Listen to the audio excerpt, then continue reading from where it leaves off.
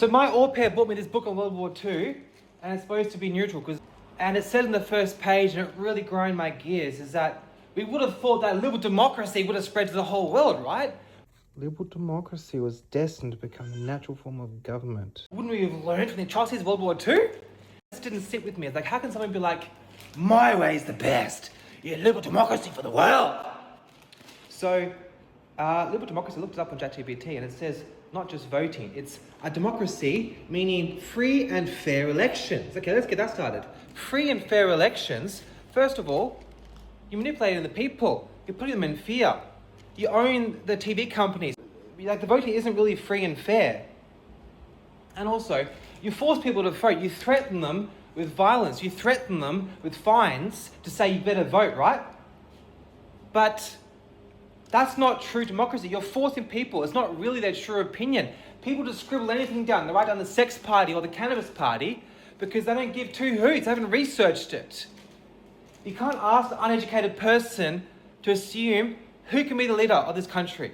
One of the biggest economies in the world, biggest GDPs, the most coal, gas, giant ocean, best looking people.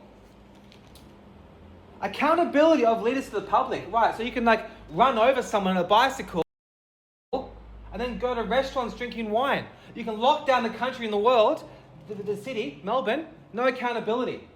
Most lockdown city in the world, not a single bit of accountability. Lives ruined, my 20s taken from me, last of my 20s. Was there a single apology? So what happened, right? Locked down Melbourne for 2 years, right? Couldn't leave the home. The youth, suffering, elders, suffering. The last days, away from their children, away from their grandchildren, dying alone. What happened? What happened at the end of COVID? Nothing. Did it help? No. Was there any apologies? No. Look at the rest of the world. They opened up earlier, any issues? No. Who can say that closing people up, ruining their lives, benefit anyone? There's no one can say that. Not a single apology, not a bit of accountability to leaders. Scott Morrison posting photos of making goddamn chicken paneer, chicken curry, in his barbecue, drinking furfies during COVID. Didn't show his face once. What a coward. What a coward. Yellow-bellied coward. Rule of law, right? Rule of law. Yeah, but the law can be changed. Like, right, this happened just now. There's hate speech laws. They're saying, oh, yeah, it's all about these certain races, right? But then what they do is they work together to give the illusion of choice and say, oh, yeah, but we've changed the rules. The Liberal Party's like, oh, we've changed the rules. And the left, and then Albanese is like, oh, yeah. Oh, we admit defeat. You guys have won. But all they've done is just slightly modify and put the whole thing in there. Nothing's even changed. It's all an illusion.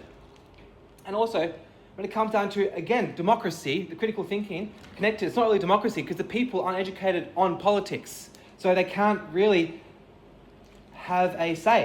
It used to be landowners only. So there's someone who's actually proved themselves. Not them saying that owning land is the only way to prove yourself, but you know what I mean. You've got to separate some cannon fodder.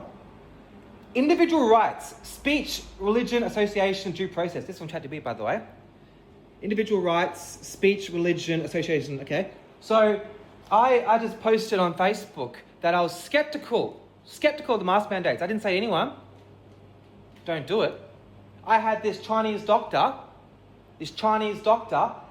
call up my workplace. I was doing mental health support work.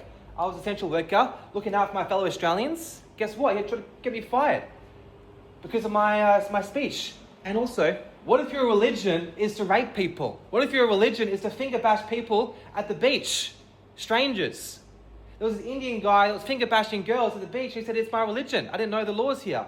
Gets away with it. Doesn't make any sense. That actually impedes on the law. So the entire system of liberal democracy doesn't actually make sense. Protection of minorities. We're a minority. I'm a minority. As a white man, as an Anglo-Saxon, I'm a minority. Less than 7% of the whole world population. So if you look at the world as one giant world, the only world in the world, in the universe, we are the minority. So we need protection from majority abuse. Separation of powers, courts, legislation, executive. Yeah, but I mean, it's pretty obvious, and everyone knows that the lower court, magistrates court, Supreme Court, they are politically biased. They are universally, progressively left-wing. So it's not really separation because it's still politics. It's still politics in law. It's not really separation. Independent institutions, judiciary, media. Again, media. Who owns the media? Algorithms. You go on Facebook, you go on Twitter, the comments are removed. It's not free. It's not free. And the algorithms are designed to show certain things. They're to promote fear, to promote separation, to promote things like certain people have been attacked, but they don't remember other things. Like, let's say, these 2 Jewish men were harassed and catcalled in Flinders Street. What about the 10,000 other people that just happened? This is live. People yell at you on the street.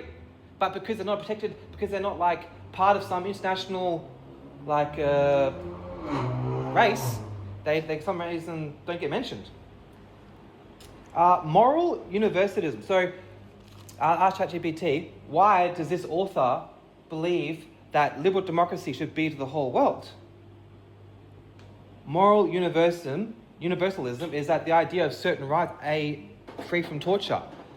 In liberal democracy, United States, 50% of African American children are aborted.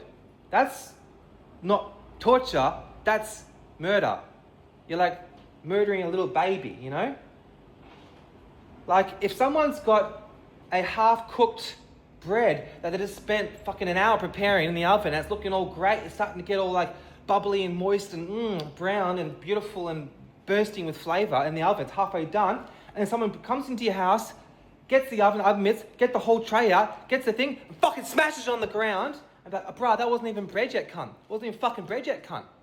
Okay, was that really like, it's still bread. Just because it's not fully done doesn't mean it's not bread. It doesn't mean it doesn't have any rights.